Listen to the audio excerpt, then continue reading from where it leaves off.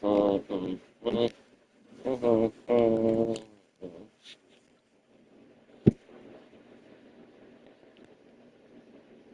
ain't my fault.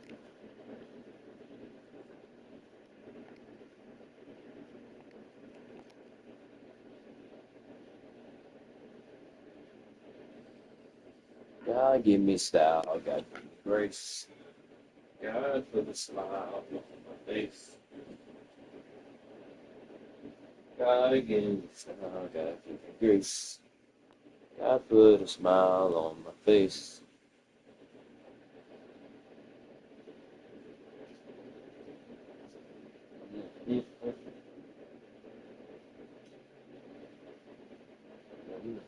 Ever start up late? It's already 4:30. 4:20. 2:25. Still got 30 minutes, 10-minute drive, 3-minute drive. Oh yeah, the trash bag fell.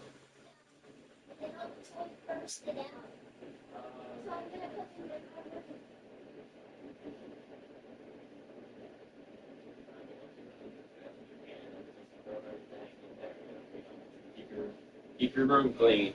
Thank you.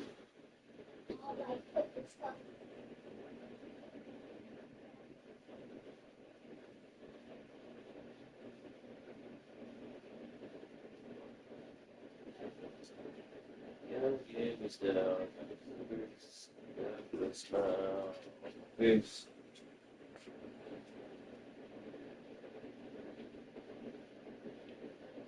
God give me style. God give me grace. God put a smile on my face.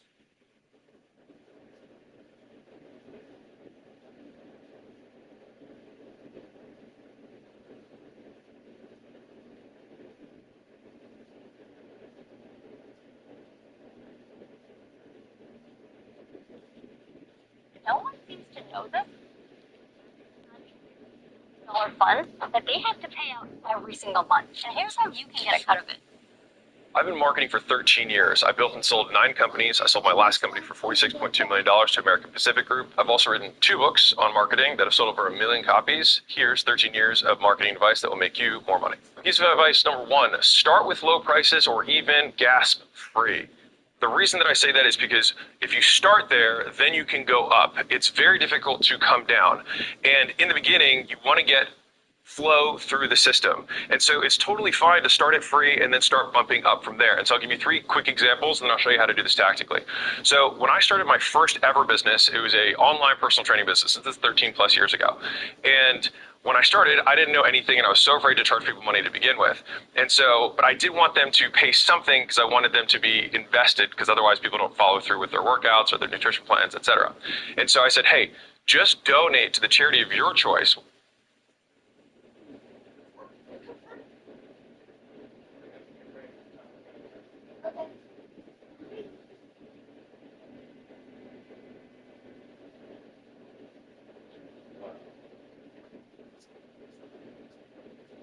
Thing just restarted perfectly. Gotta love. Don't buy a blue smartphone. Don't buy a TCL phone, bros. Don't buy a blue smartphone. Don't buy a TCL phone, bros. I'm almost ready. Please go wait another.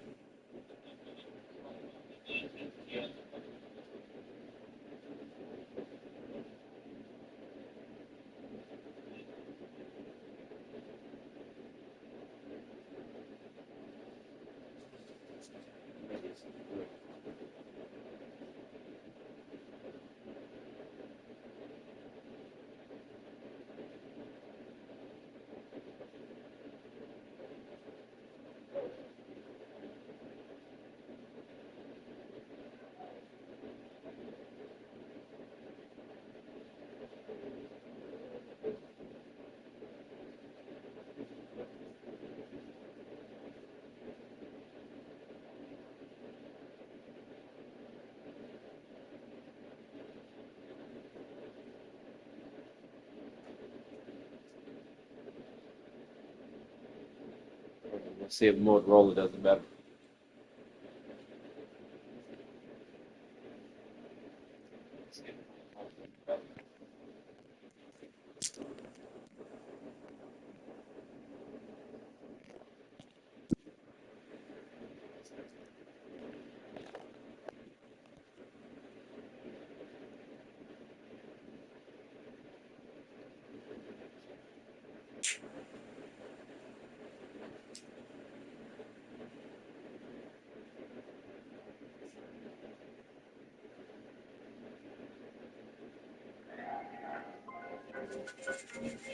Look at you, investing like you run the dorm.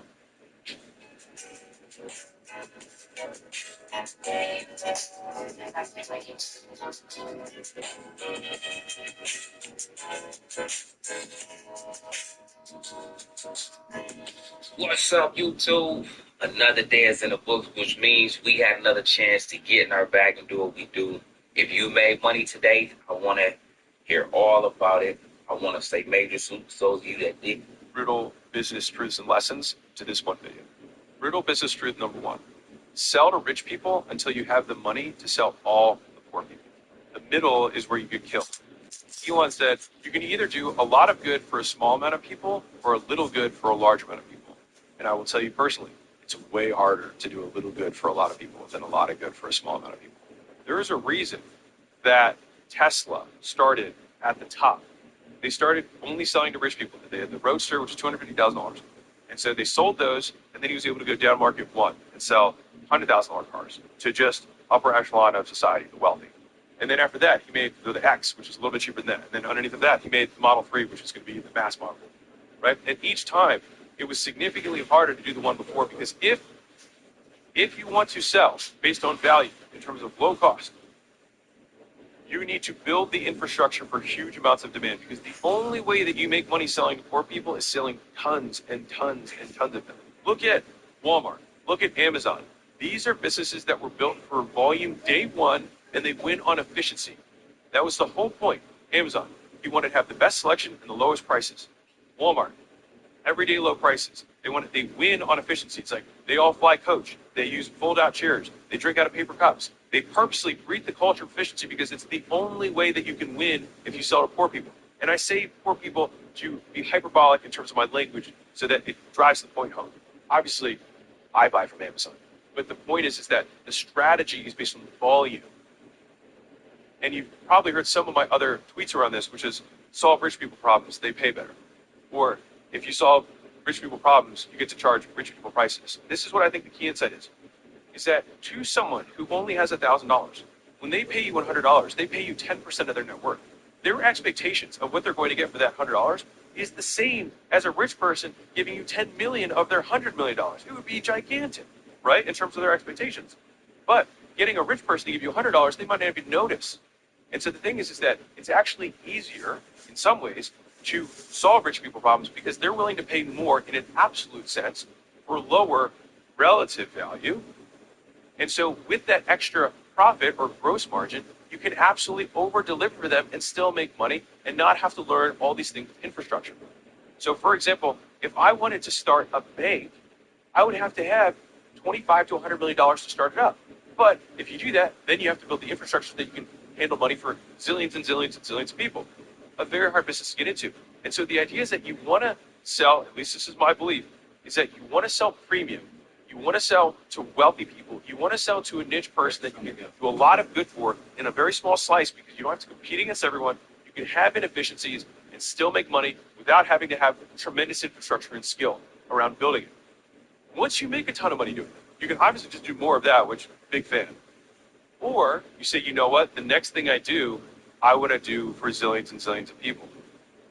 And so then you build a business like a Netflix that, think about how insane Netflix is. Just as a concept, you pay $13 or $15 a month or whatever it is now, and they create movies and shows, and they spend millions of dollars, and they sign comedians, and they've got all these shows that are streaming, and you pay $14 a month. It's absurd. Think about if you said, hey, mom and dad, I want to start this video subscription, and I'm going to just pay millions of dollars to get all these shows and movies made for us, and I'm just going to charge $14. It would be absurd. That's how much value you have to provide to someone who doesn't have money to capture huge slices of the market.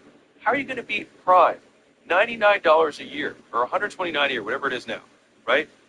And with Prime, you get basically all of Netflix with Prime Video. You also have next day shipping, same day shipping with anything that you want to buy. $99 a year, $129 a year.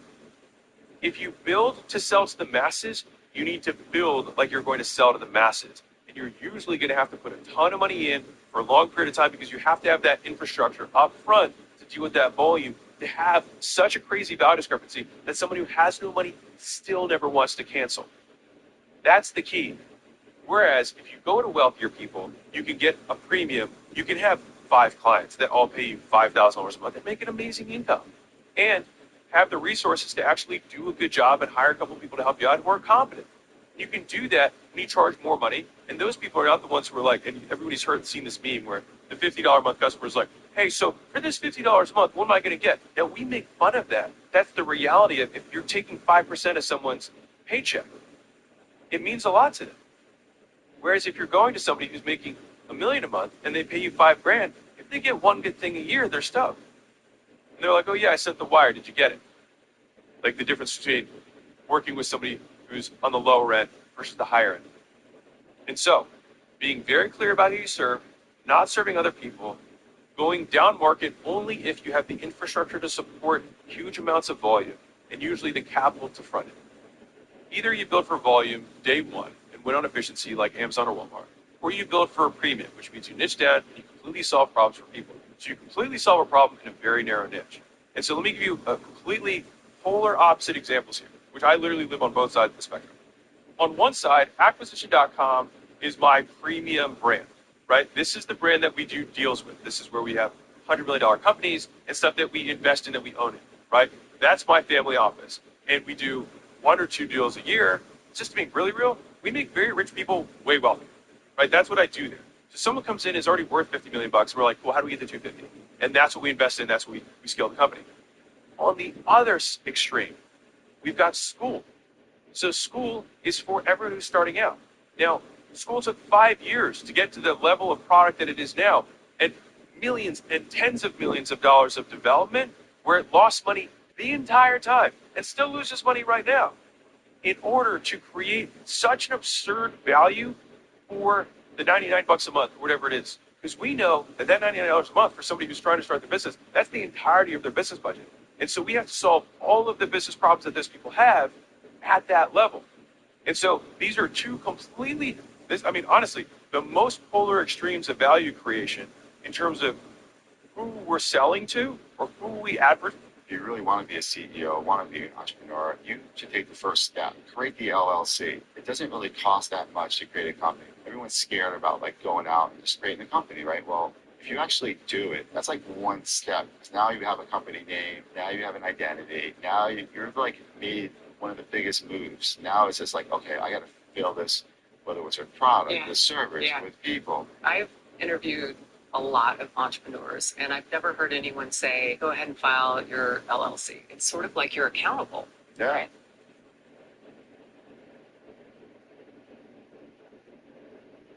When you're 85 years old on your deathbed, you're not going to wish you had fewer crazy stories. So let me introduce you to the School Game. School Game is a 30-day challenge to help you build a business absolutely free, all in one place. There's no additional costs, no hidden fees. It's just free. And on top of free, I'm going to be walking through this step by step on how you can build a community, build an audience, to either provide value to, monetize, or do both. And as another sweetener, the top 10 communities that get built on School in the next 30 days during the School Games, we're going to fly out to my headquarters in Vegas, and we're going to show you all the stuff that'll help you take your community and your business from here to wherever you want to go. If that sounds interesting, join the School Games, and I'll see you on the other side.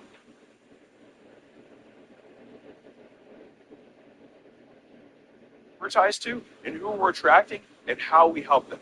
And so there's no coincidence that I did Acquisition.com before investing in being the co-owner of School, because I had to make enough money to be able to afford to sell to people who don't have much, to be able to help build the infrastructure and invest millions of dollars to build that so that we could accommodate millions and millions of users. Right now, we have many millions of users on the platform.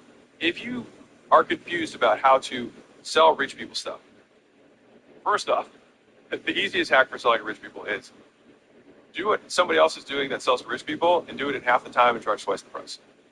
Number one, rich people pay for time above all else. But if we look at the value equation, you've got the outcomes. You've got to make sure they want the outcome that you're promising. Then you've got the 3 other variables. You've got risk. How likely is it that they're going to get what they want when they buy? Time, delay between when they buy and when they get, and the effort and sacrifice. The richer they are, the more guaranteed they want it to be. Now, you don't have to guarantee things, but you need the perception of the guarantee. That's why reputation matters. If you were the best plastic surgeon in the world, you don't give a guarantee. They just have a high perceived likelihood of achievement. they believe that if they pay you, the likelihood that their nose isn't fucked up when they do the surgery is high. If time delay, they want it to be as fast as possible. If they give you money and have it tomorrow, rich people pay a lot of money for that. And then you've got effort and sacrifice. Well, I don't want to do anything. I want you to do everything. And so the thing is that a lot of times it makes sense to have very white glove, concierge, high touch things for people who are willing to pay for it, because for them, the incremental difference in cost for them is actually very small. So the difference between $5,000 a month and $10,000 a month to a multimillionaire, not a huge difference. But if you're just better for $10,000 a month, they'll happily pay you than the $5,000 a month guy. You're not going to sell someone who's wealthy on how much money you're going to save them. You'll sell someone who's wealthy on how much time you're going to save them. Brutal business truth number 2. You lack priorities, not information. Problems are easy to solve if you know what you're after, if you know what problem you're actually trying to solve. I'll tell you a story. So I was talking to an entrepreneur who's doing about $10 million a year, and that was between all of his companies. And we were talking, and they mentioned one, and they mentioned a second, they mentioned a third, they mentioned a fourth. I was like, dude, how many companies do you have? He's like, oh, I don't know. I was like, you don't know? He's like, yeah, I have an Excel sheet. And so I was like, well, pull it up. And so he pulled up his Excel sheet, and he had like 56 companies that in total were making like $10 million a year. And obviously one of them was the biggest one that was doing like half of that revenue. And that was actually the company that I had heard of that he founded.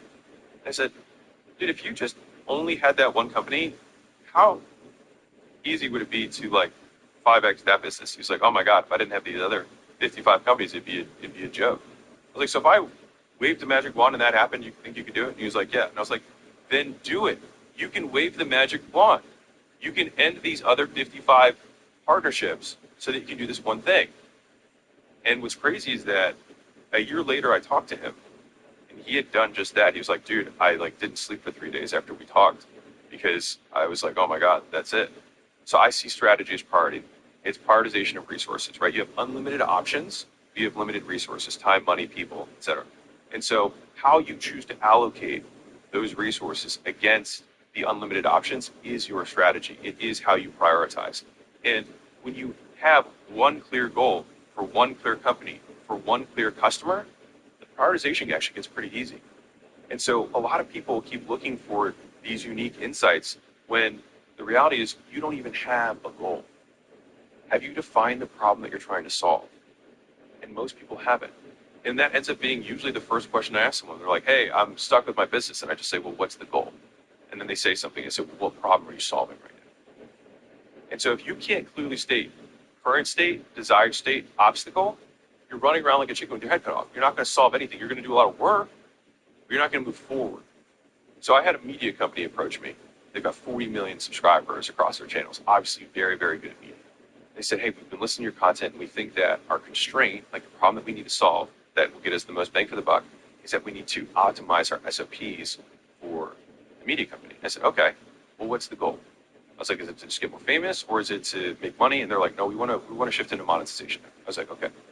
So let me ask you this, what product do you sell?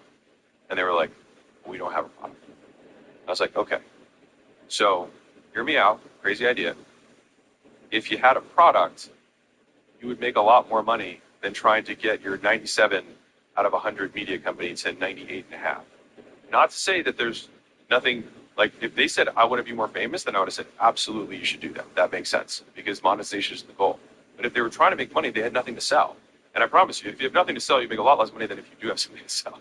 And so they could be a 2 out of 10 on product, but with that amount of media, that amount of traffic, they would be able to get so many sales that they would blow it out of the water. And so they were spending all this time trying to get into the intricacies, trying to get information on how to solve the wrong problem. And so most times it's not that you lack insight, it's that you're solving the wrong thing. And I think the reason that happens so frequently is because those entrepreneurs are media entrepreneurs. They like media. They feel comfortable in media.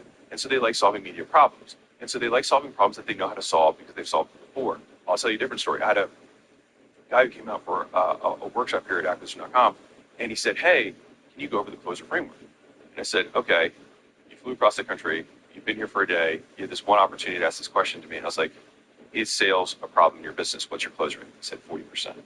I said, so sales is not the constraint in your business? He was like, no. I was like, then why are you asking me about the closer framework? And I actually think that lesson was way more powerful than me trying to go over the closer framework, because the reality is he was a sales guy.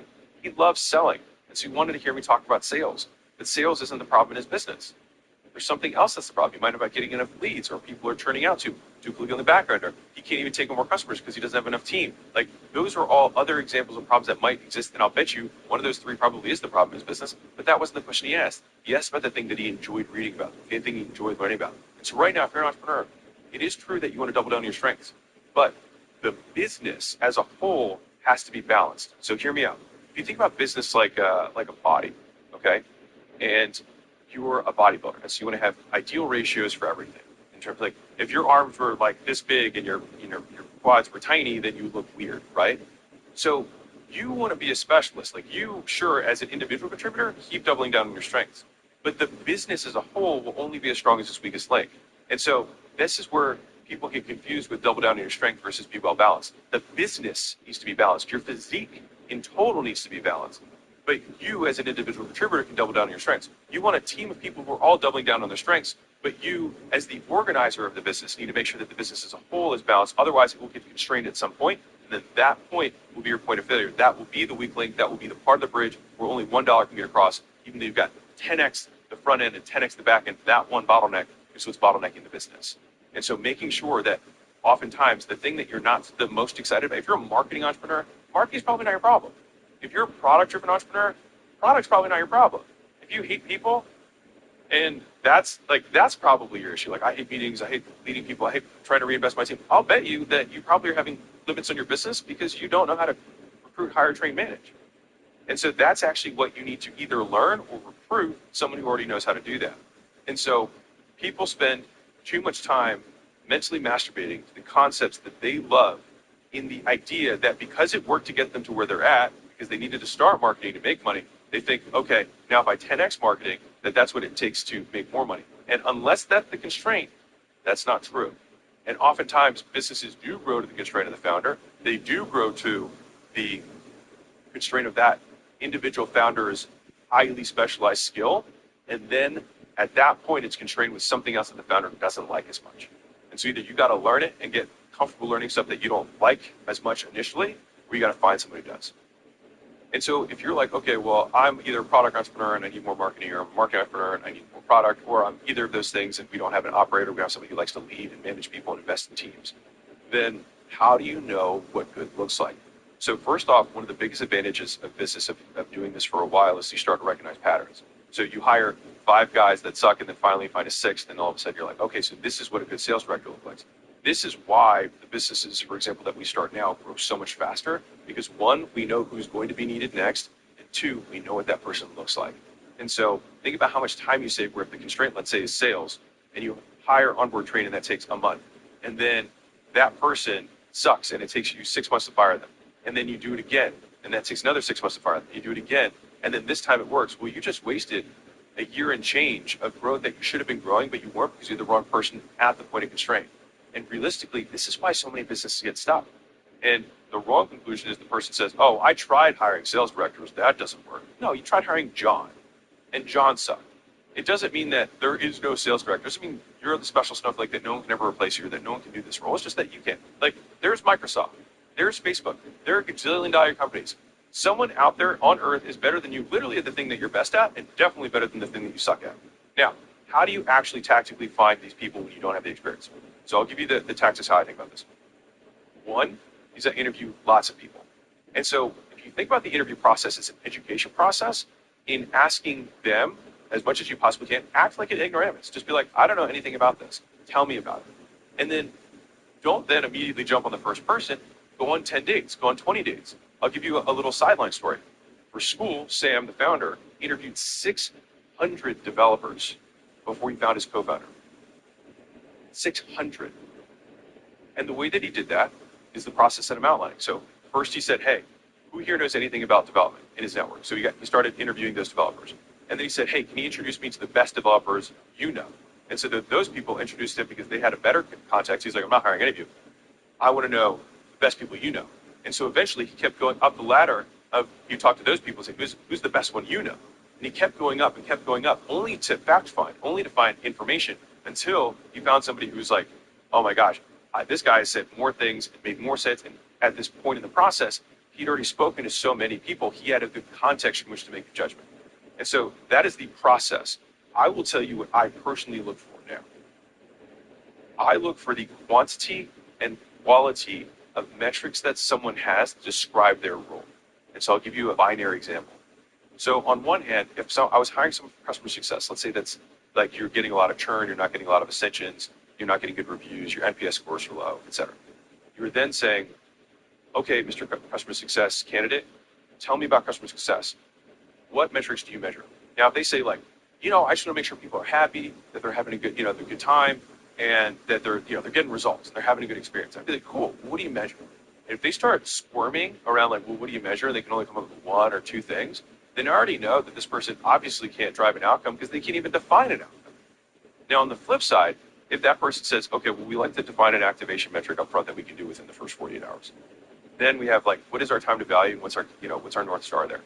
We also like to measure CSAT, but I don't like to do it too often because then customers don't like filling out the surveys. And so we want to make sure that we can do it ideally within the customer journey during a value-driven exchange that they're going to have with the customer service rep or some sort of account rep that they have to manage, and then we just tack it into that process.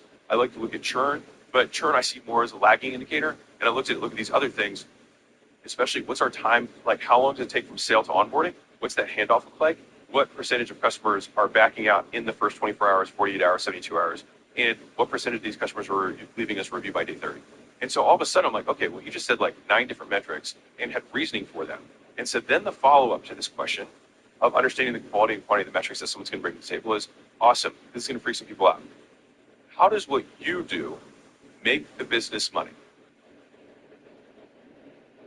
And if the person cannot accurately describe how their functions, every function of a business makes a business money. That's why the function exists. Now, the thing is that some functions of a business are indirect versus direct. So if I ask the CFO, how do you make the business money?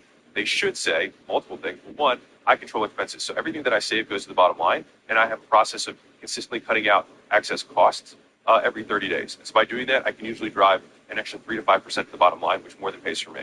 So I'm like, okay, great. They're already even thinking about my return as an owner versus them. On top of that, they say, okay, also, I see finance really as a function of decision making. And so if we can collect the metrics that drive decisions around what things have the highest gross margins, what's our utilization rates, how can we make the decisions that will get us the highest return on capital, both human and money capital in the business, then we will grow faster. And so if someone talks like that, then I'm like, okay, they understand how finance is actually a data function. By the way, it is. Literally, that's what finance does. This gives you reports, it's reporting. One Key cards earn 3% at One Key Cash for travel on groceries, dining, and gas. Get closer to your next trip on Expedia, Hotels.com, and Vrbo. Terms apply.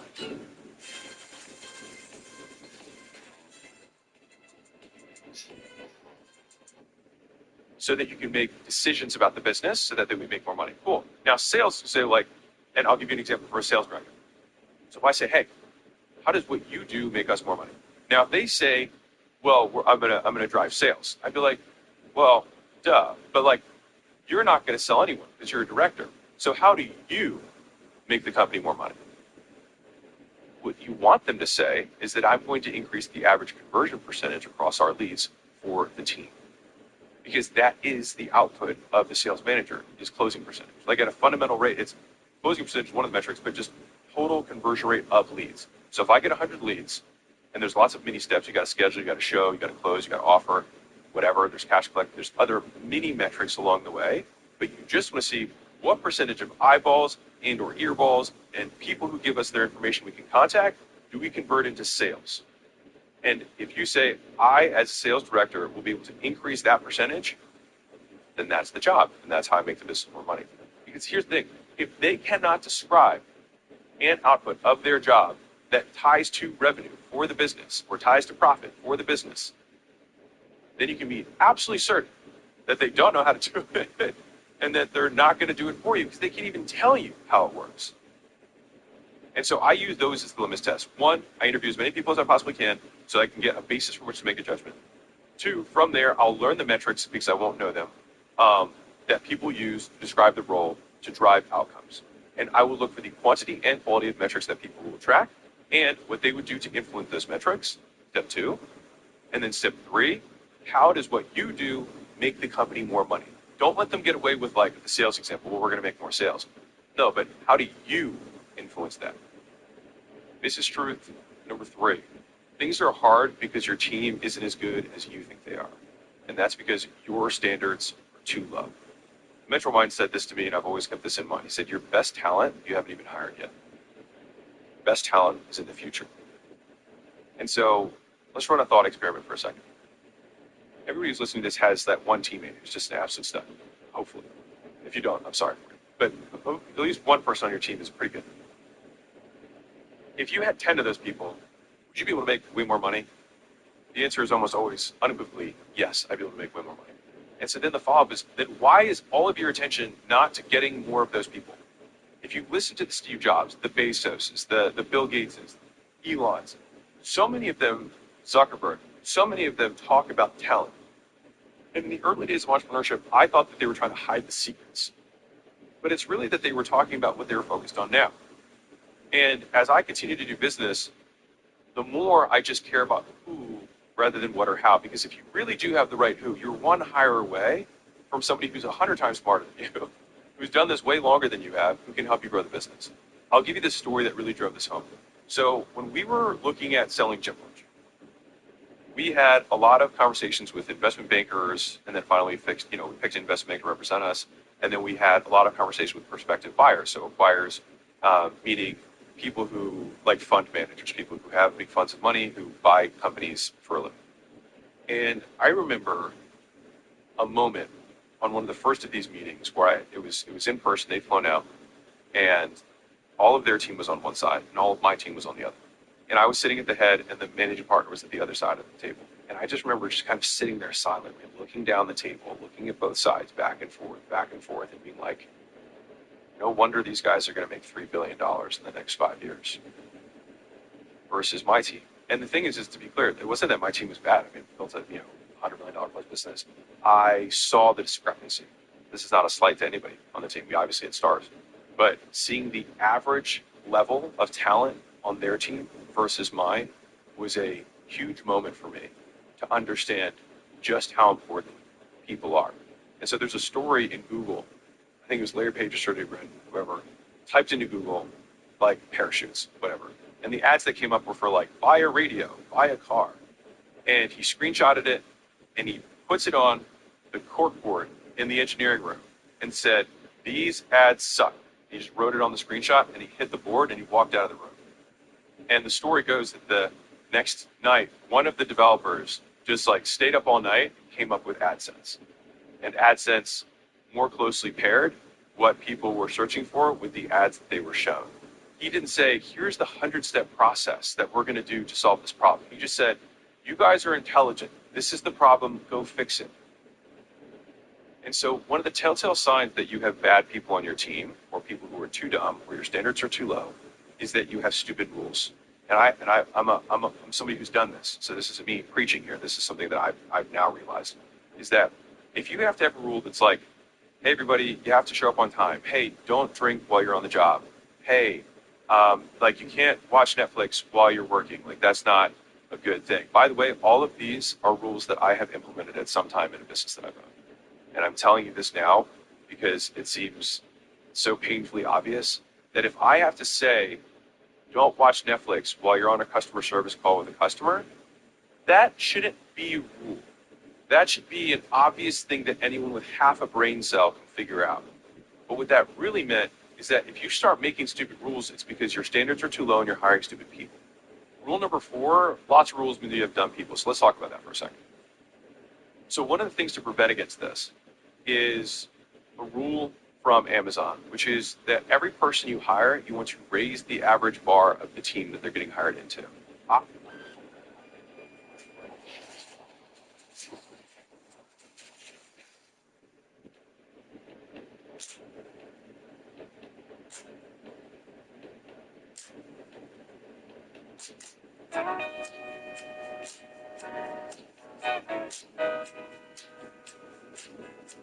I literally used this yesterday with someone that we were interviewing. Layla was like, what do you think about this person? I said, well, do they raise the bar of the team? And he was like, I was like, all right. Well, then there's our answer. Because the thing is that all companies will, unless controlled for, dilute down talent. So people, sixes will hire fives, five will hire fours will hire threes, and people always hire people that they're not threatened from because they want security first. And so you have to implement something like this because the reverse can also be true. Imagine if every single time you hired somebody, it raised the bar of the team, then the team will just continue to get better and better and smarter people, and the company will grow and grow and grow. And I have a fundamental belief that the level of a business grows kind of like a Christmas tree, where you've got intelligence of brains that goes up. So if you have lots and lots and lots of really intelligent brains, the size of this business is huge. If you only have one brain that's intelligent, and everyone underneath of that has a subset of the skills of that one brain, then it's only one brain that's competing against companies that have 100 smart brains. And that was something that in my early days, every person I hired, I could do their job better than them, and I trained them to do everything they did, which meant the limit of the business was me. I had to literally keep learning things, which you always have to do, of course, but I had to learn everything from scratch. And so the business then had to suffer what a day one customer success rep would deal with because I didn't know anything about customer success. Who have zero experience in leadership roles or a function they've never done before.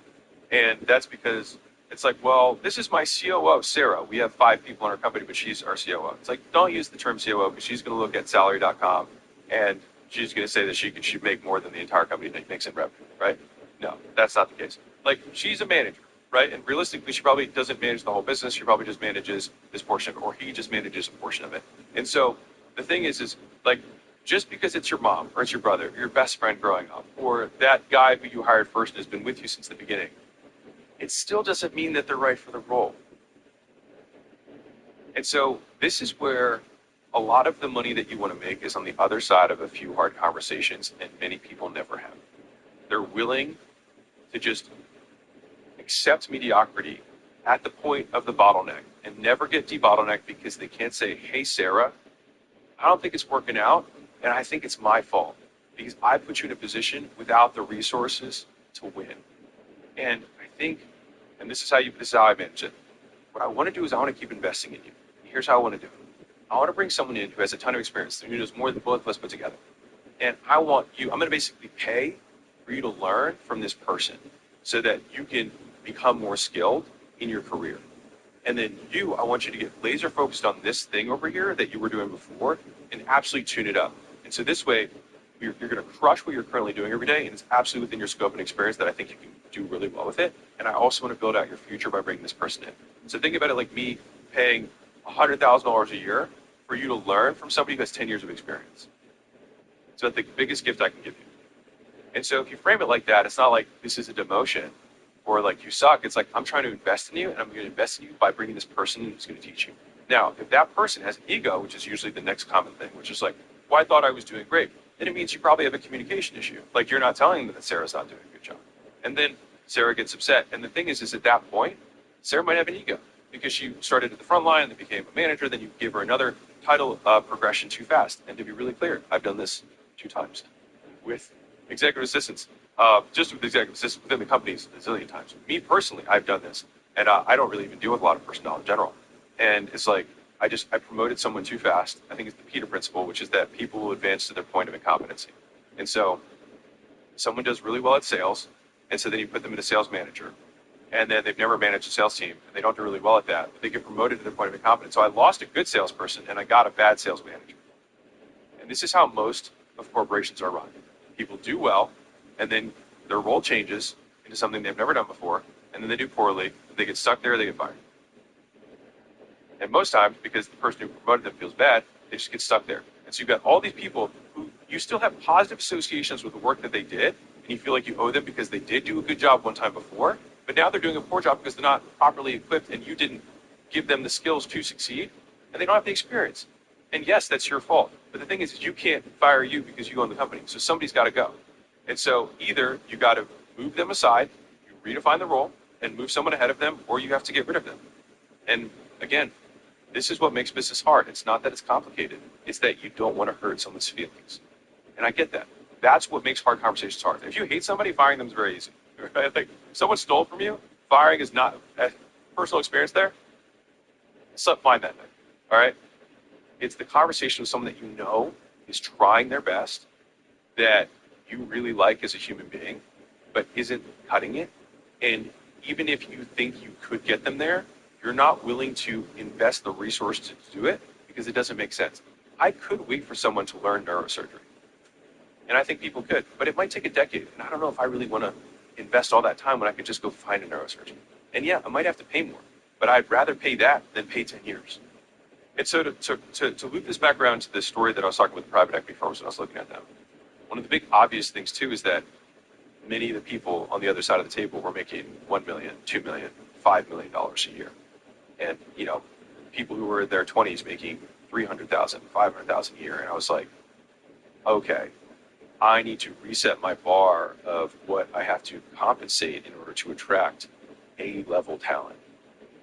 And once I really understood the value of people, the way that we grew businesses completely changed. It stopped being about building businesses and became way more about assembling the teams that build the business. Like one of the core functions we do at Acquisition.com, probably the thing that we invest the most resources into is recruiting talent. Like there's a reason that we go really hard on LinkedIn because people respond to our messages. We're like, hey, you ran all the ads at this $200 million per year direct-to-consumer business. We have a direct-to-consumer business that's at $20 million. Would you be willing to take it from 20 to 200 because we think you have the experience, or do you know anybody who does? And because we have falling there, we get the responses and we can get that level of talent. But that level of talent's not coming in for $100,000 a year. You can moan all you want that, oh, these employees want so much money. But there's a marketplace. There's a rate. And if you're not willing to pay it, there's a company that is smarter than you that is willing to pay it because they know the return on it. And I still think to this day, one of the biggest arbitrage that exists in business is paying A talent, A wages to get 10x the output. So let me drive this home. So you can get a B player. Let's use $100,000 as the baseline. So I want to hire a role for $100,000 for this thing. And a B player in the role will take 80. And a B plus might take 90 or 100. But there might be an A plus guy who's like 170. It's like, whoa, it's like twice our budget for this role. But if that guy or gal has the output, like an A player can get you 5x, 10x the output of a B player, meaning 5 people who are B players at $100,000 a year equal 1 A plus at 170. That's still a great return and better than hiring 5 Bs. And especially in knowledge work, so if you have anything that has to do with thinking and not like where literally more hands are required to do the work, the outsized return on intelligence is so high that I still see it as one of the fundamental arbitrages that exists in business. How much time you save by hiring somebody who knows exactly what to do, how it drives revenue in the business, and they can use 10 years of experience that you don't have to pay. So I would rather pay 25%, 30% more for somebody, 50% more for somebody who can move me 10 years forward. Like, it seems almost silly when you frame it like that not to. But the thing is, every day, small business owners want to save $5,000 on an annual salary for somebody who they know is perfect for the job. Business truth number 5: if you want to get bigger, get better. Better leads to growth. Bigger leads to bloat. So I was reading Esther Cathy's book, Wealth Isn't Worth It. He talks about the story of Chick-fil-A, and he said that his number one pursuit was better, not bigger, and that he believed that if they were better and they just kept getting better, he said our customers will demand that we get bigger, versus trying to get bigger for the sake of getting bigger. And so he tells a story between him, Chick-fil-A, and Boston Market. So for those who don't know, Boston Market was actually a very big chain when I was growing up that grew really, really quickly. And so Chick-fil-A was, privately held. They took on almost no debt. They grew really responsibly, one location at a time. And Boston Market was like, we're going to franchise, and we're going to raise a ton of money from Wall Street, and we're going to make all this stuff. And for a period of years, they outgrew Chick-fil-A by a mile. And they were like, oh, Chick-fil-A is going to get left in the dust. They're going to get out-competed. They're going to get crushed.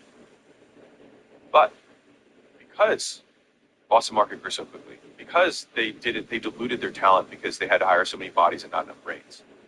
And because they wanted to grow, because they wanted valuations, they wanted money, they were what I would consider mercenaries. Whereas Chick-fil-A and Esther Cathy was a missionary. He believed in the product. He believed in the experience. And because he's a faith-driven entrepreneur, he wanted his restaurant to represent the tenets of Christ. This isn't me getting religious on it, but he believed in his mission. That's the point. And Bezos talks about this. He said, you've got mercenaries, you've got missionaries. Missionaries always win in the long term. And so what ended up happening is that the money guys, some of these guys cashed out early because stock got inflated, all this stuff. They took on tons of debt. And then the company ended up bankrupting, I don't know, something like 10 years later. But guess what happened in that period of time? Chick-fil-A just kept growing. And the thing is that Boston Market couldn't outcompete Chick-fil-A in their market. They just grew faster. The thing is that if you've got a Boston Market and Chick-fil-A, if you know that your chicken sandwich is better, you still always win. It becomes an inevitability. It doesn't matter if they get there first. If you win in the end, who cares? Because quality will always win, provided it's priced appropriately and things like that. But better leads to bigger. Bigger leads to bloat. And so this has been something that was really very hard for me to learn as an entrepreneur because, you know, we like them. I mean, I like the feedback of how much money are we making this month. I want to make sure it goes up. I want to make sure it goes up because it's a proxy for growth. Okay. And I used to say this, and I like it, which is either the business is growing or I am. So if the business isn't growing or the business is going down, I'm growing. I'm learning what I'm messing up. And if the business is growing, sometimes you're not learning because if you're getting rewarded for the work that you did while you were learning, while you're eating shit. Sometimes you get both, and that's the ideal thing, is that it's growing and you continue to learn. You keep your learnings ahead of the growth, so the train's coming, and you're building out the track, you're getting around the ditches, you're going through the mountain, you're digging the hole, you're doing that stuff so the train can keep running and keep growing. A big lesson that I have taken from Esther Kathy and some of the best entrepreneurs like Elon, if you're going to enter a market, so Elon talks about this, if you're going to enter a new marketplace, you want to be an order of magnitude better than the existing solutions. And so I'll give you an example Elon just recently did. He talked about getting into candy or chocolate, which you might think, why would he even bother getting into that? I think it's because he had a gripe with Warren Buffett and Charlie Munger, which is really sad because I like both of them. He had a little bit of a rift with them. He was like, well, fine, I'll take out these candies. And so he was like, I'm going to get into chocolate. And so he had all these people send him different recipes and all this stuff, and he decided not to do it. And the reason he decided not to do it is he said that there was no product, there was no version of chocolate or candies that was an order of magnitude better than what already existed. So he just didn't want to play. If you think about how he entered into the other markets, he got into space and was like, oh, we're going to redefine how space flight works. We're going to use reusable things. We're going to drive down costs 10x compared to the competition. That's an order of magnitude better. With cars, the first real Tesla, not the Roadster, the high-end one, but the first one he made for mass commercial use, was literally the highest rated car that Auto Magazine, the premium magazine, had ever rated. It got the highest overall score of all time because he focused so much on making it order of magnitude better. And the thing is that Tesla makes great cars by and large. And so customers have demanded they get bigger because they continue to out-purchase their supply. And so that forces supply to increase, so you grow. And so if you're stuck and you're like, I keep trying to grow and I can't grow, sometimes you just have to think, let's not grow. What if we didn't want to grow at all, but we just had to make this thing absolutely insane from a quality perspective? Just get better. And the way that you do this tactically is that you look at each function of the business and you say, what's one thing we can do better? That we absolutely, very high confidence, like we're just going to go from contacting our leads within 30 minutes to 5 minutes. That's the one thing we're going to do for the next 12 weeks for sales. For marketing, what we're going to do is we're going to make sure that every single ad has a hook that's been tested before. That's what we're going to do. We're going to make sure every ad that goes out is going to have a hook that's tested, and we're going to make 5 times more. Great. That's what we're doing on marketing. And every single one of them, here's the key point, is that once you start that one thing, the next quarter, you add to that. You don't just swap it, and this is what they do, that one thing and then they forget what they were doing. Is that you end up creating this checklist of what creates amazing ads. You create this checklist of what makes amazing follow-up. You make this checklist of what makes an amazing handoff between sales and customer success. You make this checklist of how to activate a customer. And so it's 100 golden BBs, not one silver bullet, that creates the outsized returns. And then once you have 100 golden BBs, you start getting the word of mouth. You start getting people who keep buying from you. And then all of a sudden your LTV skyrockets. And then you might find out if your LTV skyrockets, maybe you don't have a marketing problem. Maybe you just weren't making enough per customer. And I can tell you this, the amount of times I talk to smart businesses who are like, we need cheaper leads. We need cheaper leads. We need to lower our CAC. The reality is they just don't make enough per customer. So not that good. And either you're mispriced, which does happen for sure, or your thing's not that good, which is 100% under your control. Fundamentally, growth is a lagging indicator. The things you do to create growth are the leading indicators. And the things that create growth are the things that make you better. And so having growth as a desired behavior is trying to make an outcome into an input. And then what happens is you have, quote, growth for growth's sake. And here's the problem with this, just as a big picture, is that if the reason that you're in business is to, quote, make money, if that's your real mission, so many things make money. And so what happens is you become distracted as an entrepreneur. This is why the mercenaries fail compared to the missionaries. Because if you just want to make the best chicken sandwich, anything that's not a chicken sandwich isn't a priority. They could have Chick-fil-A credit cards, right? Chick-fil-A miles. They could do that stuff and they probably make the money. It's not core. Now, go find out if they probably have credit cards. But like, the point is that it's not core to what they know. If money is the goal, then there are so many paths to getting there that it's difficult to stay focused, which is why companies get spread thin, which is why they grow for growth's sake, and all of a sudden they have 5 initiatives that are going on that all aren't working that well because they couldn't focus on the thing that mattered most, which is getting better at the core promise that they make to customers. Business truth number 6. You work all day, but you can't get anything done because you allow too many things that don't matter to distract you. Sometimes you have to let fires burn. And so what that means is that you have to block time for work that moves the ball forward. Because a month later, it'll be the only thing you have to show for the month before.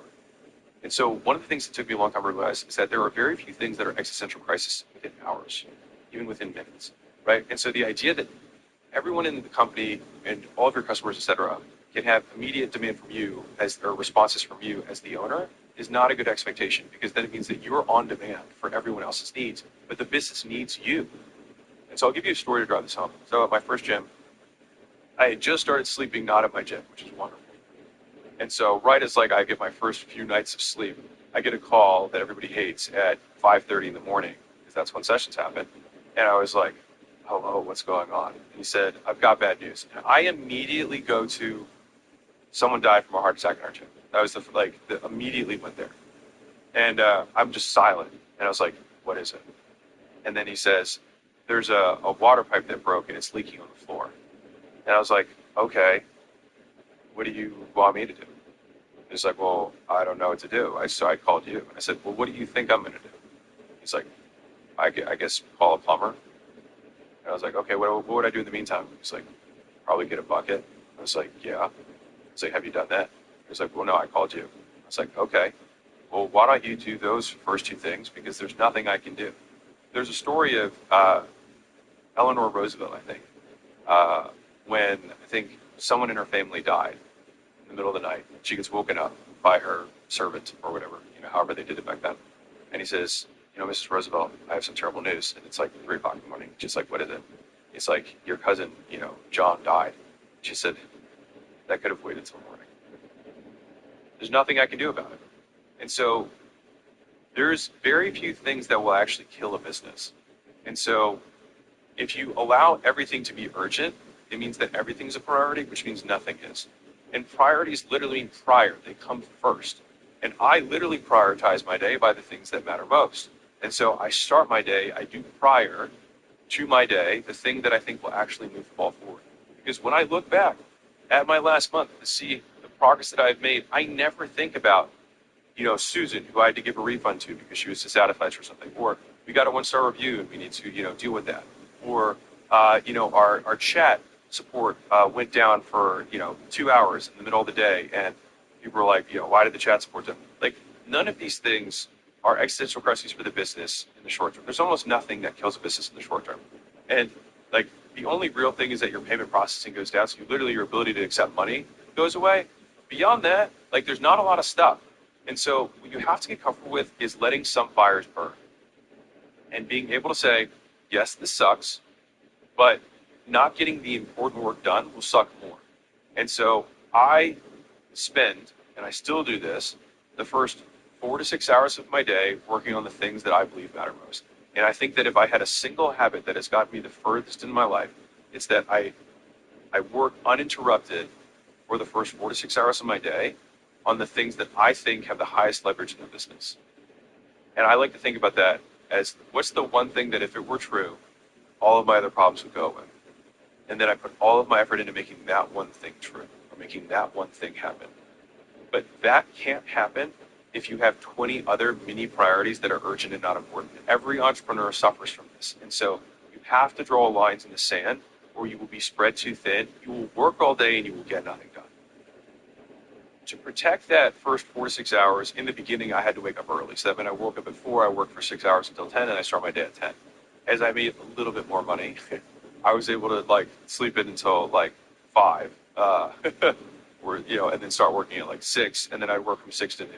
And so everybody on my team, this has been for years, everybody on my team does nothing until the afternoon. Like Alex only takes meetings in the afternoon. And so for me, I do my thinking work in the morning, and then I do my meetings in the afternoon. As I hired more people, more directors, more leaders, more executives, a lot of those meetings also were able to disappear. And so now it just became like I have a meetings day, and the remainder of my week is just completely open. Here, like, let me show you how this plays out in the real world. Someone reaches out and says, hey, I got to connect you with Jimmy. I think you guys would have a lot of synergies. I think that this would be a really important connection. And I say, I take meetings on Mondays. And they're like, oh, I don't think you can do that. And I say, okay, I guess we won't meet. We just sit there, and that's it. And you'll be amazed oftentimes that if they really want to meet you, they'll make it work on Mondays. And if it means that it's also 3 Mondays from now, then it's 3 Mondays from now. And I will say this, if I don't meet Jimmy, you mean people are there on Earth? There's 8 billion people. I'm not going to meet most people. And the likelihood that Jimmy's going to actually do something, because like if I know what I need to do to grow my business, there's not a lot that Jimmy's going to offer me there. Like if I'm very clear on my strategy and I'm very clear on my execution, anything that's not that fundamentally loses me money. It certainly doesn't make me money. And so just being okay with saying no. And so I'll give you the tactic around this, which is just saying, I like to say, so this is how I do this in social settings. I'd say, hey, I'm actually not taking meetings until after my book launches. And then once my book launches, I'll say, I'm not taking meetings until we sell this company. And I'll just always have something that I'll just push out that's very far in advance, that seems very important, that gives people a social reason to feel okay that I'm saying no to them, not saying you're not important, and saying I've got this other thing that's really important to me. And so that tends to work pretty well with entrepreneurs. But you have to be okay with, like, if you have a team where people manage your schedule for you, I had to explain this to we have 3 executive assistants that manage Layla and I's calendars. And I was like, if you put a meeting in the morning at like 10 a.m., I was like, you've killed my whole morning. It's shot. Like, I can't get into any kind of deep work, and then I'm going to have 2 hours, and I'm going to have lunch again, and then I'm going to have other stuff out. Like, no, like, we don't do that. If they are going to do something, and it's, quote, very urgent, and they have a very strong argument, then I put it at the very end of my day, and I book from the back forwards. And so that means that if I say I want to end my day at 5 or whatever, then it means they're going to put my first meeting of the day at 4 o'clock. So from 4 to 5, if it's an hour-long meeting. And if I have a second meeting that day, then it's going to be from 3 to 4. And so I still get my whole day until 3 o'clock uninterrupted so I can work on the things that matter most. And we have just learned, Layla and I working together, that basically the more she takes off my calendar, the more money we make. And that's because that's where I'm most effective. Now the flip side is, Layla is such an exceptional operator and leader that her form of productivity is an absolutely stacked day so that she can delegate, invest in the team, prioritize resources, deal with small decisions that have to move the ball forward, check in on projects, hold people accountable, reward them for the behaviors they've done, like interview new candidates that we need to bring into the company. Like that's a super time consuming thing that's very, very high leverage and very high value. Like think about it. If you have to take 20 interviews to find the right person who can then take an entire 20 hours a week off your plate, I mean, geez. You spend 20 hours once to get 20 hours a week for life. What a great return. And this is why entrepreneurship at the highest levels, I'm going to go on a side rant here, but I think it'll be important. Entrepreneurship at the highest levels is always hiring ahead of where you're at. And for people who don't like their current business, I can promise you that if you grow it enough, you're just going to be dealing with people. All businesses at the top are, you got a marketing person, you got a salesperson, you got a product person, you got finance, you got legal, you got tech, and that's the business. And so whether you're selling widgets, you're selling services, you're selling software, fundamentally, you're just going to have a bunch of people that are executing those things. And so at the very highest levels, business is all the same. And you have to learn how to play business at that level, just keep playing at that level. Business truth number 7. Brand takes a long time to build, but it's the most valuable thing that you can own. It gives you the ability to get insane returns on advertising, price far above the market, and keep people only buying from you. It's very hard to imagine something that is better than that. It just takes time. And so this is probably the lesson that took me so long. Like, many, many, many, many years. I think I would say it took me a decade to learn this. And I've only been able to reap the fruit of this in the last couple of years. And first off, I didn't even understand what branding was. Branding is simply an association people make between something they know and something they don't know. The thing they don't know is your business. The thing they do know should be something they like. And then over time, that rubbing of the thing that they like rubs off on your brand, and eventually you can drop this thing and only have your company, and they will make that positive association with you. And so there's 3 ways that people will make associations. This is how you build a brand. One is what you say or show, so that's controllable. So people will associate this hat with me, and if you got value during this thing, then you'll associate the value with acquisition.com. Cool. So that's what I can say or show. This is advertising. Me making this content is advertising, right? I'm letting people know about my stuff. The second level is what other people tell them. And so that means like either someone who's interacted with your advertising or somebody's interacted with your product. So it's like, hey, I saw this trailer for Mission Impossible, 306, and you're like, I think I'm going to go see it. Now, if your friend says, oh, I saw it, it was bad, don't waste your money. The likelihood I go see it, if I agree with that person's taste, that's key side note there. If I tend to like the same movie that they like, then I would take that really heavily. If it's like my mom and I don't agree with movies that she likes, I might just go see it more because I'm like, oh, if she hated it, I'll probably love it, right? And so what you say as the company owner is thing 1 that you can control the most. Thing 2 that you can't really control is what other people say about your stuff, which then goes to C or 3, which is what the customer ends up saying once they experience it. So it's what you say, what other people say, and what they actually experience. And so as you can imagine, what they experience is going to be the strongest thing. So you see the ad, you think about going to the movie. Someone tells you something about the movie, maybe that influences your decision. Once you see the movie, then you have a much stronger opinion. And you can see another ad about the movie, but you're like, I don't care what the ad says. I saw the movie. I bought the sandwich. I went to use their marketing services. You have a very informed opinion because you had an experience. And so this is why brand and product are always going to be interrelated. Because how do you get what other people say to be good to your potential prospects? You make sure that their experience was exceptional so that when they do see it, they say, hey, the movie was awesome. You should go see it. Now, if someone who I like a lot says, hey, the movie was awesome, you should go see it. And I'm like, I saw the ads. I didn't think it was that good. And they're like, dude, believe me, see it. Now, all of a sudden, I had more advertising. They have a higher likelihood of seeing. And then if I go see it and I say, wow, he was so right. This was awesome. Then I'm like, I tell other people. Now, here's what gets kind of interesting. If I go see it and I think it sucks, that influences the brand of my friend who told me about it. Because now I don't actually believe their opinion of movies anymore. And so that's why, as a side note, when people refer people to your business, they have to be treated so well because that person who made the referral risks relational capital. They risk their personal brand to the friend. And the reason they make that risk is they actually want to get a return on it, right? Like, hey, you should see this movie because they want the friend to associate the good experience with the movie with them. And that's why people do things. That's why you do refer products that you actually like because you want people to associate or have that problem solved because of the thing that you connected them to, right? And so we want to be that connection, and that's how we make money. Now, if we're thinking long-term, though, from a branding perspective, if you make a big promise and you deliver on that promise consistently, people will say, wow, they are what they said they were, which is one of my biggest rules of marketing is state the facts and tell the truth. Don't make promises you can't keep. And just say, hey, this is why I like using historic, which is like, this is what has happened. I don't know if it'll happen for you. But if you're willing to take that bet, then there you go. And so if we think about the things that are some of the strongest levers in business, price is the strongest lever on profit of all things that you can control business. If you get people to buy something for $1 million that other people buy for $10, you're going to make a lot of money.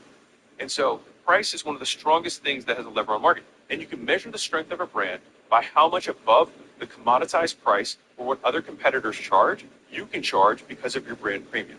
So if you look at like a Nike versus a generic brand for t-shirts, shorts, shoes, basketballs, whatever, they will charge a premium and they will get that premium. And so they're able to sell more units at higher prices because of their brand and because of the associations people have with them. And so then the ROI from the brand becomes, how much does it cost me to make these associations that people find positive? And then you spread that out or you fractionalize that against how much of an increase in price you can have against the commodity. And so if I sell 1 million units of something and I can sell it for $3 above market, then I have $3 million of excess that brand buys me. And so if I can get an association that yields me that outcome for, let's say, I get a championship fighter for 250 grand a year to be in my ads, then I get a 10 to 1, or I'll say 300,000 to make the math simple. If I pay $300,000 to that association and I can now charge and make $3 million extra, I get 10 to 1 on that branding. The ROAS you get, return on advertising spend, absolutely still, all the metrics count the same for branding as they do with direct response advertising. You just have to measure over a longer time horizon. That's the difference. And I will say on a personal level, branding gets you far better returns on advertising than anything else. It just takes longer. And so think about the direct response world as like your paycheck. It's like you write a check in and you get money out. You write a check in, and the moment you stop spending that money, you stop making money. Brand is like your long-term investment. In the beginning, you're investing money into your IRA, you're investing money into your 401k, you're investing money in the stock market, but it's not really compounding yet. But the thing is that you keep doing that, you keep doing that, you keep doing that, and all of a sudden the compounding starts to become this monster that you can't even spend enough marketing dollars to make up for that level of compounding. And that's what happens over time. It just takes time to get there. But the way that you control it are that you make sure that the things that you were saying about yourself are associated with things that the people who you're trying to sell to associate positively. And this happens in content and also the people that you associate with publicly. The second part that you can control is how much you deliver on the promise. Because the experience is always going to be the heaviest weighted thing that people have. Now, the approximation of an experience is a review, right? The reason reviews matter so much is because we see that, like, cool, they say they're great. Now I go to their site and I read reviews to see, are they telling the truth or not, based on approximate reviews. And then I say, okay, well, this guy had 1 star, but it looks like he isn't a lot like me. Now I look at these other guys, oh, these are a lot more like my use case, and they had 5 stars. Okay, well then I feel like my risk adjusted on making this purchase is low. Now I buy it, then I decide for myself. But the branding is a loop. It helps make the purchasing decision, and if you fulfill on that, then guess what they're not going to do? They took a risk by buying your product, not knowing who you were. They don't want to take that risk again. And so if you deliver on the promise, they will just buy again from you, even with the premium. And this is how brand in and of itself can create a competitive moat. People who buy Apple become Apple buyers. They just only buy Apple. And so even though somebody else's product might even be better, they don't want to risk trying it. They don't want to have the cost of learning a new interface and all this other stuff. So brand gets you higher returns on advertising, allows you to price far above the market, and get people that once they buy from you, they keep buying. And you do that by what you say, what other people say, and what customers experience at the very end when they use your product. And that either gets them into the buying loop again forever or kicks them out. If you look at the cutting edge direct response world, the strategies that they use approximate a brand. And so let me explain what that means. So if you go to, quote, cold traffic, people who don't know who you are, you have no association. Once those people go on your roll, oftentimes, unless it's like a widget or something that's a very impulse purchase, you have something called like a warm-up sequence or a nurture sequence, or you deliver value, or you give lead magnet. These are all things that actually approximate branding. So if I give someone, let's say, a PDF that is very valuable, well thought out, has lots of research in it, someone would get a lot of value from that. And then I approximated a purchase with them. They did an exchange, they got something, and then that thing was valuable. And they used that to extrapolate into what a decision would be like, or what a product would be like if they made a purchase from you. And so you have these things like 5-day challenges that people will run to try and have lots of people for 5 days, because if you spend, let's say, 5 hours with someone, that might be the same in terms of their warmth to you or the associations they have with you as someone who might have spent a year consuming a 60-second clip, twice a week, right? Now, I will say I think that extending the time horizon over time actually does have elements of trust that I won't get into, but they try to approximate what a trusting relationship would look like, which is exactly how you build a brand. But they just try and condense the time window. And so this is why, if they want to sell you Swampland, they invite you to a vacation for free, and they spend 2 days with you pitching Swampland, because at the end of 2 days, you're like, wow, I spent 24 hours with this person. Like, I feel like I can trust them. And so they actually build a reputation in a very minor, in a mini way, in a tiny audience, to make the sale. Whereas if you want to build, in my opinion, big brand, you want to build that same level of trust across millions of people. And then when you say, hey, I've got something, they all act as though they've been with you for 2 straight days to make the purchase. And if you spent 2 days with someone and said, hey, buy my basketball, they'll all buy it. But you just do that times a million. And that's what big brand looks like. Business truth number 8. You need to know what inputs and outputs your money-making system are, broken down to the absolute smallest action, and that way you can crank the hell out of it. So let me explain. So if I say, all right, this happens all the time. So we want to invest in a company, we come in, and a lot of times, right, like we're in like the diligence part of the deal cycle, and I say, okay, so you've got 5 sales guys, and you're spending $5,000 a day on ads. That's your primary way of getting leads. Why aren't we spending 50,000? Whatever you wish for. We wish to. First response. Sensitive to you.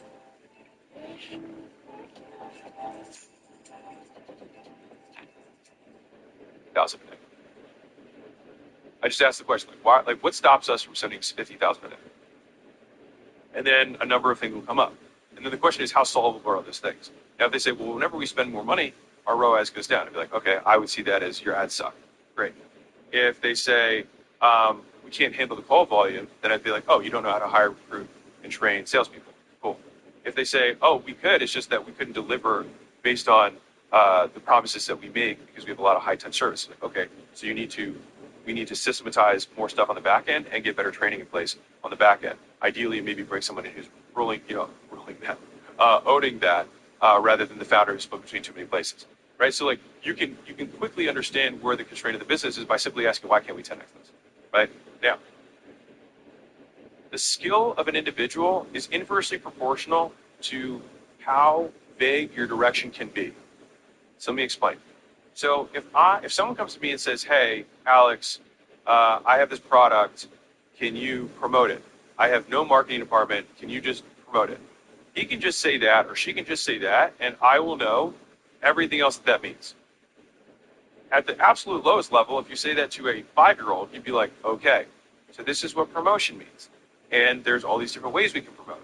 And I need you to learn how to turn on a computer. And then this is how you create an email. And this is how you'd have to go step by step by step. And so the more vague your direction, the more skilled the individuals you need to have in order to do it, which, by the way, is why smart people is a great investment, because it's actually more efficient from a communication perspective. I can say, hey, John, fix churn. And I can just say fix churn, and he knows all the subtasks underneath of it. But over time, it's valuable for you as the entrepreneur to know as much of that dirt as you can, so you can level check and say, how good is this person? They really doing their job, etc. Now, let's go to advertising, a simple example. Actually, let's use the example I had earlier. So we had 3 different problems that I presented. I said, why can't we 10x this thing? So the first version of the problem was their ads suck. And I said, okay, you can't scale your ROAS there. So so it's not just that their ads suck, the TAM could be bad. As in, like, they could be a local market. You can't 10x your ad spend from 5,000 to 50,000 a day because there's just not that many people in the local market. But assuming that that's not the case, and it's just that their ads suck, then I say, okay, walk me through the process of how you make ads. And so then what we say is, okay, usually you can nail it down to, like, you're not doing enough pre-work, and pre-work is defined as, I need you, before you start to sit down and write ads, that you're going to look at the top 20 ads you've done of all time. You're going to rewatch them, step 1. Step 2, you're going to go through all the ads that you saw this week across all your platforms that you thought were interesting that you would like to model. Step 2. Step 3, you're going to recreate the best ads you've done. You're literally going to remake them. Step 2, you're going to take the best ads and just reformat them. So old footage, new edit, versus same message, new take. And then we're also going to create 30 more ads that are completely new, net new takes, using the ideas that you had inspiration from, and just inspiring from old ads that you've used before that you're not actually redoing the same messaging, you're mixing and matching and doing a remix, right? And so it's like, great, this is the process, and you're going to do this every week. And so that means that you're going to spend half a day prepping and half a day filming every single week. Now, it's very easy for me to say, when I say, hey, are you doing the ads process that I outlined? They're like, no, we are, but it's not really working. Like, show me the hooks that you wrote from the ads that were already working. Show me the remixes that you did from the best performers. Show me your album that you've been saving for all the ads that you like. If they can't show me these things, they're not doing the fundamental actions. So that's like example 1. If I said that it was they can't scale the sales team, then I would say, okay, how do we scale the sales team? So, we just got to go get people. Well, what does that actually mean from an action level? Well, it turns out it means that we need to reach out to 100 people on LinkedIn in order to get 1 person hired. Okay, so based on our churn rate for sales guys, let's say we lose 1 person a quarter or whatever, that happens more with bigger teams. A side note. Say, okay, well, if we do 3 reach outs a day over 90 days, then we're just going to replace our churn. We're going to have 90 reach outs to get one good guy, and we're going to lose one guy. So we're never going to grow the team. They're like, oh, it's like, so if we need to 10x this team, then we need to do, well, 100 gets us 1, and we lose a third of a sales rep per month, which if we had a 5-person team, we'd be losing 20% per month. By the way, you get employee churn the same way you get customer churn. And so you say, okay, so our rate is 20% churn now. Is there things we can fix that? Sure. But just for the sake of this example, you say, all right, so we need to we want to double this team this quarter, we need to do 500 reach outs. Now 500 reach outs is going to result in, call it 50 interviews. And 50 interviews is going to take them some time. So we need to take at least, call it 10, maybe 15 interviews a week because we want to be ahead. Because I don't want to get it by the end. I want to have these people done and onboarded and productive by the end of this quarter, not just finished. And so if you're like, wow, going from 5 to 10 is a lot. Dude, we went from 0 to 40 in a company. Like, it's 100% just your belief set of what's possible. And I will tell you this right now, it's just a life hack for making more money. So many entrepreneurs, like, you built a 5-person sales team and you immediately scale whatever business you do next to a 5-person sales team and you stop there because you just don't know how to grow past that. And so you just do what you're comfortable with. A lot of you guys are comfortable at $1,000 a day in ad spend, and you just know how to do that, and you can't get past that. And so you have to break these limiters that you have and say, why can't I spend $10,000 a day? Why can't I hire 30 sales guys to do outbound in 90 days? I heard a story of a multi-billionaire entrepreneur, ex-Blackstone guy, that has raised billions and billions of dollars, whatever, and he became, I can't share the company. Company's worth over $100 billion now, and it's not Shopify, because if you think about Harley, it's not it. And he started this new fund, and in order to start it, and he raised, I think, like $20 million in his first lick, like high-level dude. What he did was he flew out, I think he did 200 interviews in 7 days. And so he said, everybody come here, fly out to my warehouse. He had his team of 5 killers with him that he knew that he took from his last thing. And he did 200 interviews in 7 days. And then he got his team to start the next thing. That's the difference in terms of level of execution that higher level entrepreneurs do, that it would take a junior entrepreneur 3 years to do that because they choose to believe they can only take 2 interviews a week. If it is the constraint of the business, it is your job. And so you have to be able to break down what the inputs of the business are at the most actionable level that yield output. So figure out the problem and then figure out the action that you actually do, not the output, the action that you have to do, the inputs at the most basic level so that you can crank the hell out of it. This is truth number 9. Stop looking for hacks. And I mean hacks differently than like shortcuts. I mean, you know when you see something like, oh, they're like, start doing these hashtags because that's what's working really well. Or start doing this new messenger thing that's only going to work for 60 days. The thing is that like if you have to jump from these little mini trends to mini trends to mini trends, the moment that little mini arbitrage thing is done, you're done. You want to focus on what the overall objective of the platforms that you advertise on are. And so if I know that, for example, YouTube wants people to click and they want them to watch and ideally watch something else, then if I just always optimize all my effort to getting those big things right, whether something's trending or like, oh, yellow backgrounds are doing really well in the short term, we're like, you want to make sure that you respond to every single comment within 6 minutes. Otherwise, like it changes anytime someone tells me algorithm stuff, I basically ignore it.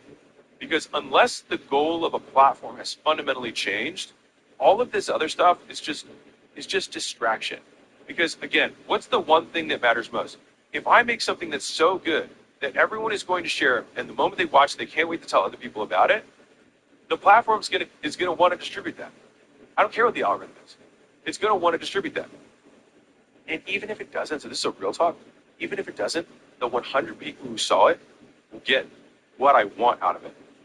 And so the thing is that it's so much better to spend 100 hours making one exceptional thing than doing 100 things mediocrely. And now, some of that's like, wait a second, how does that contradict with you got to do lots of quantity?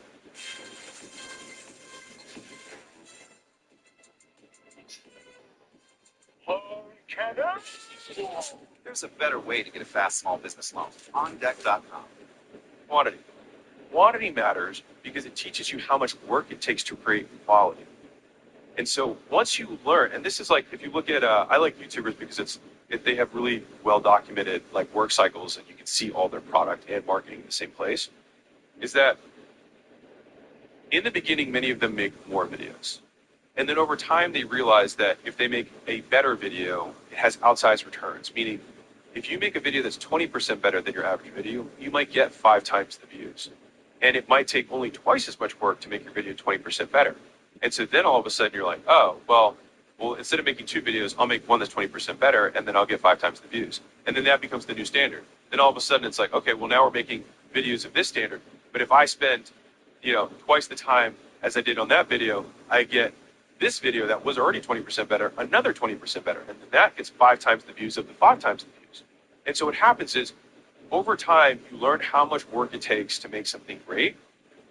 And that is why quality starts. Over time, all these platforms will always optimize towards quality because there is no lack of information. Like, people have Google. They can find out whatever they want. What they want is value per second, not seconds of value. And so our job, if we want to make anything, whether it's a product, whether it's marketing, whether it's an ad, whether it's a service that we give, that we sell, is that I get so tired of hearing the entrepreneur story. And I used to be one of these guys, which is why I get so frustrated. It's me yelling at my younger self. Is I'm like, I provide so much value. Like, there's so much stuff that I give them. But the internet gives them literally everything for nothing. And so it's not that people want more. They want better. They want us to do the work ahead of time. People want a bargain. They want, how can I compress 13 years of business lessons into 2 hours? How do I do that? How do I get the lessons from 35,000 posts in 60 minutes? They want that. They don't want you to say, hey, you know what, dude, I put all 35,000 of my posts inside of this membership login. It's so much value. They're not going to get value from it. Because what would be so much more valuable is distilling all of that down to the most concrete form where every time they consume it, the value they get per second is so high they can't stop. That's where. And when you're thinking about this stuff, like, quality is in the details that you only realize with lots of exposure. And I think about this like coats of paint. When I write a book, it's not like I sit down and I write it. I write the first draft, and then I put another coat of paint on it. And then I put a third coat of paint on it, and a fourth coat of paint on it. And I'll say this was a gift I got from the consulting and banking world, which is, let me tell you how they edit. Let me tell you how it works. First, you make a deck or a brief or whatever deliverable you're going to have to a customer or a client. That's round one. The second round, you look for just punctuation errors. The third round, you look for data errors. The fourth round, you look for misspellings and typos. The fifth round, now all of a sudden, every time you're reading it, you're also going to catch other stuff too. But you're specifically looking for one type of thing. And I'm not a video editor, but I would fucking bet that this is exactly how you edit video. You think, okay, let's look for lighting this time.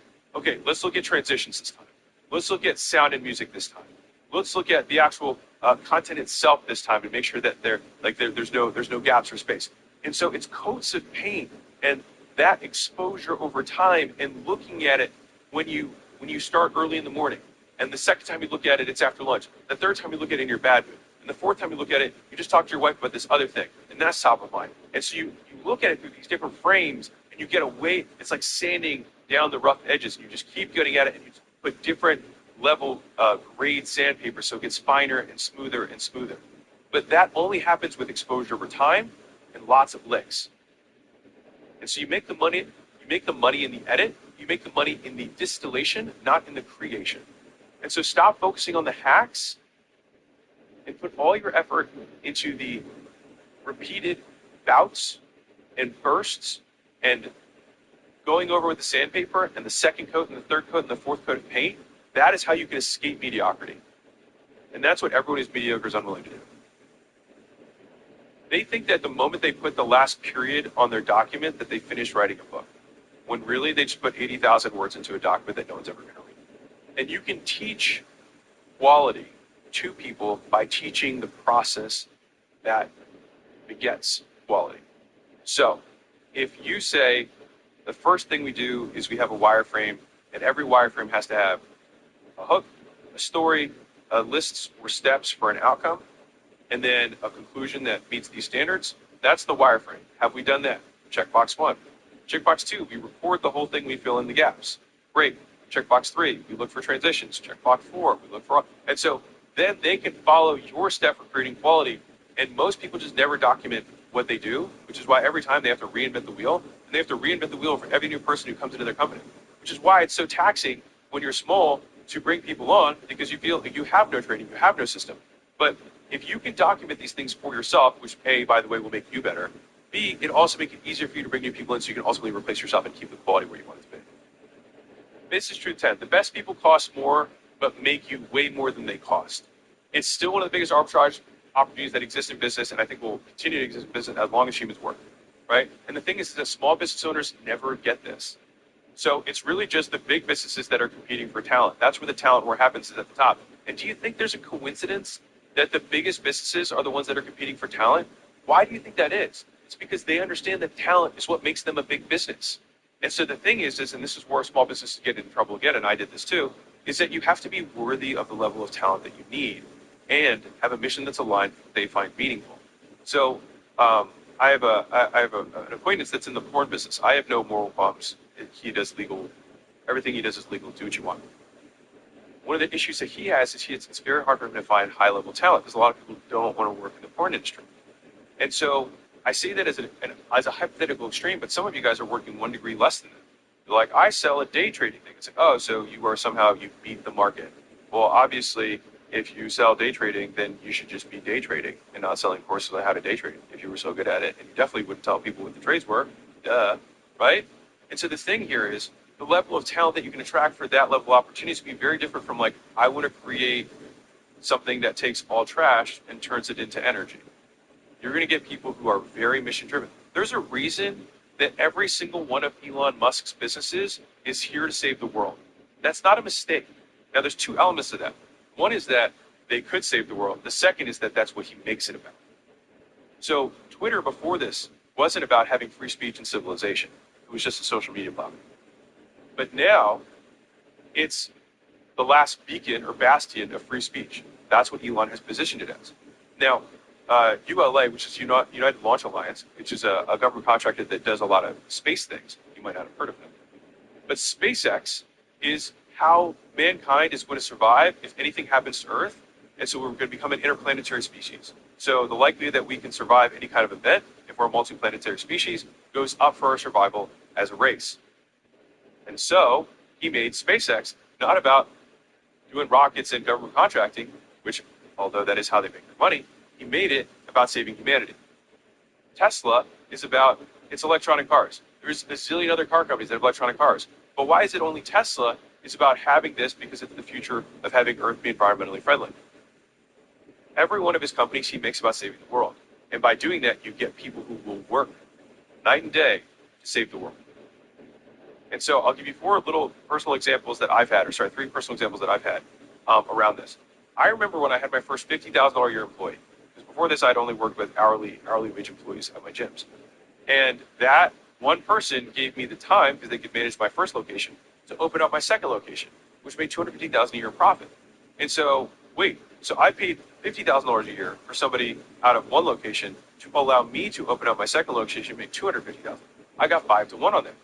Great investment. Now, somebody might say, oh, why would you give up $50,000 when you could do that? Well, because I want to make $250,000 on the next thing. The second story I had, this is a little bigger, my first $300,000 a year employee. Guess what they did? This was my first really, really exceptional salesperson. He brought in $5 million in sales that year. I paid him $300,000. Was that worth it? Absolutely. Was it more than I'd ever paid a salesperson for? Absolutely. So it was worth it, and it was even more worth it. My first $1 million employee immediately, in their first 90 days, saved me $3 million a year. Immediately. And she was like, all right, I just want to make sure I pay for myself. Now let's do this other stuff. And then, with her contacts and her Rolodex, allowed us to package our companies and then sell them through her network of bankers and private equity firms. And so I didn't come from that world.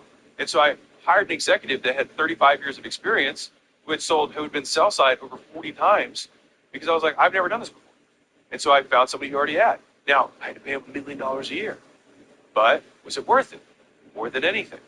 And so the thing is that what's crazy is that the stories I just told you, the arbitrage on value actually increased as I spent more.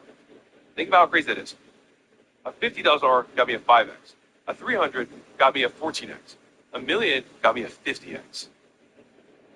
This is why I believe that talent is still the most underrated, biggest money-making arbitrage opportunity that exists. And the biggest constraint to you getting there is that your company's bullshit and you're bullshit. Brutal business truth number 11. The big obvious thing is the problem, not the 100 other things. I want to be clear about this. The details absolutely matter. But when I talk to business owners today, the vast majority of the time, I can just keep hitting them on this one question because they want to avoid answering it. And I'm like, have you tried your food? Have you gone through the workouts you sell? Have you been a customer of your own product? And more times than not, the answer is no, not recently. And they're like, no, but I don't think that's the problem. Because a lot of times, the hard thing is the thing that hurts your ego the most. And so this is a quote from Williamson, Chris Williamson. He said, the magic you're looking for is the work in the work you're avoiding. And I think that's absolutely true also from a business perspective, is that what thing, if it were true, would hurt your feelings the most? Oftentimes that thing is the truth, and it's the one that we're not willing to face. Like, let's be real, your service might not be that good. Let's be real, the reason your restaurant isn't growing isn't because your SEO isn't updated. It's not because your website isn't, optimized. It's because your food sucks. And the real is that it might not even suck. It might just be mediocre. But the difference between mediocre and exceptional is those 100 details, but most people are working on all these other things beyond the main thing that matters most. And so I remember Peloton, the story of the founders, they were talking about how they were trying to build Peloton. They said, what we did is we fundamentally believed that if we could be the best part of everyone's day, that if everybody who came to one of our workouts left saying that was unbelievable and they had to tell people about it, they're like, how good would we have to make it that the next person they talked to, it was the first thing they brought up?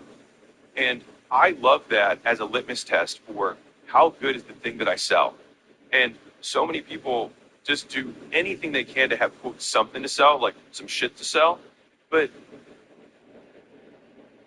that's the reason you get stuck. Because the thing is that on some level, whether you admit it or not, you know it could be better. And that then influences how hard you push. Because if you really believed you had the best pizza in the world, and I hear this all the time, people are like, oh, we're the absolute best. I'm like, no, you're not. Dude, no, you're not. Stop saying it. Because if you say that, you're lying on some level. And you're lying to other people and you're lying to yourself. And so I think most business owners lie to themselves about how good they are at the things that they do, because confronting the fact that they're just insufficient, they're not good enough, they're inexperienced, they haven't put enough work in to be good, frightens them. And so then they want to just scatter their focus to 100 things that they read online. But unless the workouts are amazing, unless the food is exceptional, long term, all you do is you just let lots of people know that your food's mediocre. And that's where thinking about business in terms of years and decades starts really paying off, because if you believe that you're going to go big, and you want to go big, then you honestly want as few people as possible to find out about the product when it's mediocre, rather than as many people as possible. And so it's counterintuitive because you have to pay bills today and tomorrow. And so you just need to advertise enough that you can continue to iterate the product. And then when you nail it, when people are stoked, when you're starting to grow on your own, based on the word of mouth, because as soon as people leave your establishment, they leave your business, they get off a call with you, whatever it is, they then can't help but tell everybody they talk to that day about your thing.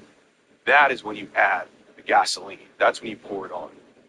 So for example, my most recent investment, School.com, which is a community platform for helping people build and monetize communities. I had been watching that company since 2018. And watching what Sam, the founder, was doing, and watching how he was iterating the product. And when I decided to become a co-owner of the business, it was because the business was growing on its own. It had zero marketing, and it was growing month after month and had net growth every single day based on people telling other people about the product. And so that's when I knew, I was like, okay, if this thing can grow without me, then how much more will it grow with me? And that's what I want to get into. I want to get into a business where I already know the product's exceptional. I already know it has a base rate of growth based on word of mouth, so that now when I introduce thousands and tens of thousands and hundreds of thousands of people to the platform, they will associate me with that value. And I know that the product will deliver and then take over from there. They're not going to buy. They might buy because of the association, but they stay because of the product. I've created all of my wealth in 4 distinct periods. In the very beginning with my gym, I had a 30-to-1 return on advertising. The reason that arbitrage existed, meaning I put $1 in, I get $30 out. I put $1,000 in, I get $30,000 out. The reason that arbitrage existed was because Facebook at the time was wildly underpriced. I'm just going to be very honest. That's why that first arbitrage happened. The next arbitrage that occurred was in gym launch, where we got 100-to-1 for the first year. I spent $100,000 and made $10 million. Yes. And as a side note, most of the very wealthy people that I know had distinct periods of time where opportunity presented itself, and then they just backed the truck up. They just went all in on that thing. What happens in between is you make normal money, but it's those windows of time where these opportunities present themselves where you just make crazy money. So gym launch was 100-to-1. And the reason it was 100-to-1 was because the product that I was selling was the 30-to-1 thing that I had from the gyms. And so everybody who became a licensee then was immediately printing money in their gym, and the product was so good. What ended up happening, I say, and so now I'm going to give you like a look behind the curtain here. I say at 100-to-1, which I did, but the reality is I just spent $100,000 and made $10 million, and a lot of that was from word of mouth. Because if I had spent $0, I don't know how much money I would have made versus spending the $100,000 that I did on ads, but I still probably would have made a decent amount of money on 0 ad spend, because people came in, got the result we promised, and then told 5 other gyms.